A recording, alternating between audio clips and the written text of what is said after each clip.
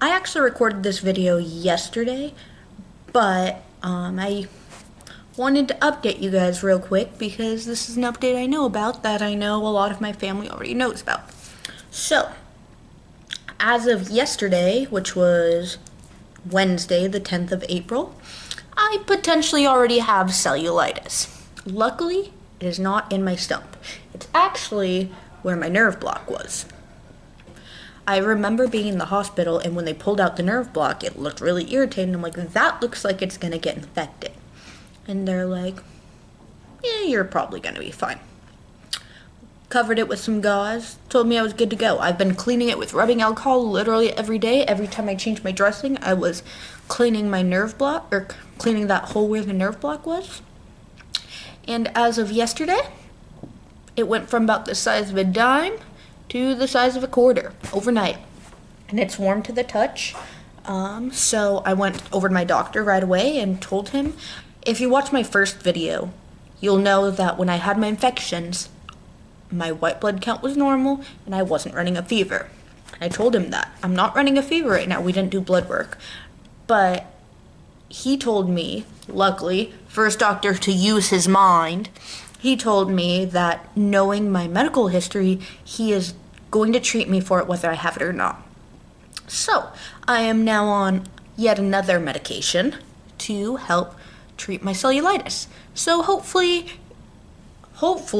it doesn't spread if it is cellulitis, but better case scenario, it's not cellulitis and it's just something that's irritated that my skin is just being wonky for whatever reason.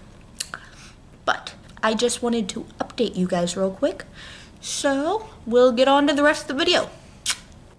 Oh yeah, by the way, this is what it looks like. It's just a little bit of red skin. Like I said, it's warm to the touch, but it's already not as warm. We drew a circle around it to make sure that it wasn't getting worse. But yeah. Hey YouTube, it's Annika. So it is day 9 post-op, and my pain is actually getting pretty bad right now. But that being said, I'm trying to do everything I can to make it not angry. I'm wearing my compression stocking still, which is not a shrinking sock. It's a compression stocking. I made this mistake with my doctor after surgery. It's a compression stocking to help reduce the swelling from surgery, but it's not actually shrinking my stump yet. And so I've been wearing this. I've been taking the medications I can. I've been practicing deep breathing, literally trying everything I can. So now we're on to distraction. And yesterday in the mail, I got these games, which I'm stoked about. Thank you to the Joneses, which are my sister and brother-in-law, for sending me these through Amazon. I really, really appreciate it. I'm waiting for it to download right now, and we'll see how the new ones are. So, not only is my pain getting worse, but I am finally starting to get my phantom limb pains. And it's such a strange feeling because I was mentally prepared for them, but there's really nothing you can do to understand how it truly feels. Like, I obviously don't have a leg here. I don't have the rest of my ankle and foot. Yet, there's times where it feels like somebody's grabbing my foot and digging their nails into them. It feels like there's a fire being set to them, which are very, very similar to the nerve pain that I used to have with my foot still attached. So, it's not that bad because I couldn't really do anything back then, but it just kind of messes with your brain, like, why are you doing this? So, me being Annika, I went to good old Google to figure out why phantom limb pain exists.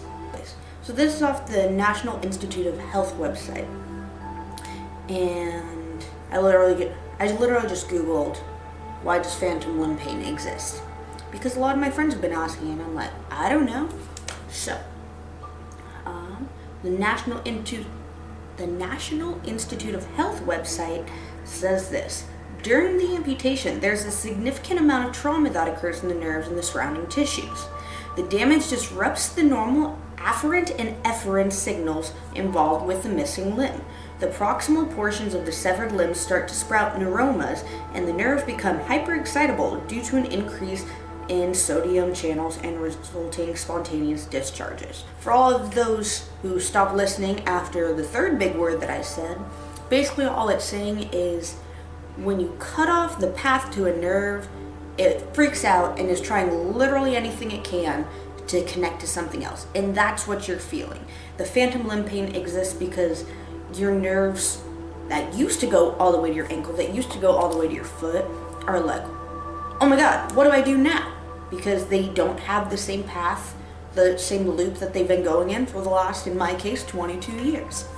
So, I've been told by several amputees that it does eventually go away. Not completely, I'll still get them, I'm sure 5-10 years from now, but just in much smaller doses. Right now they're waking me up from my sleep and taking medication to try to calm them down. I see my doctors for the first time since surgery tomorrow and Friday. I see actually different sets of doctors.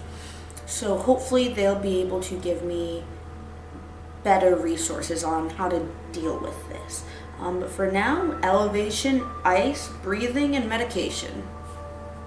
I'll probably show you me playing Spyro a little bit because that game was freaking awesome when I was like 4. So I'm hoping it's freaking awesome now. And yeah, that's pretty much all I have for today. Keep watching, subscribe, and keep on keeping on. Bye guys.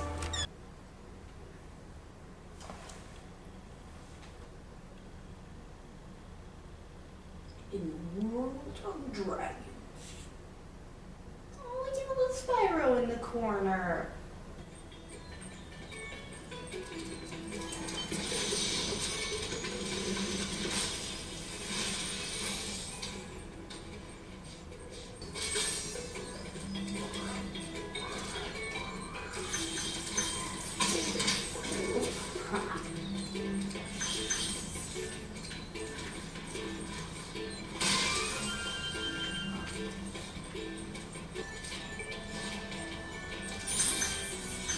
That's gonna be it for now.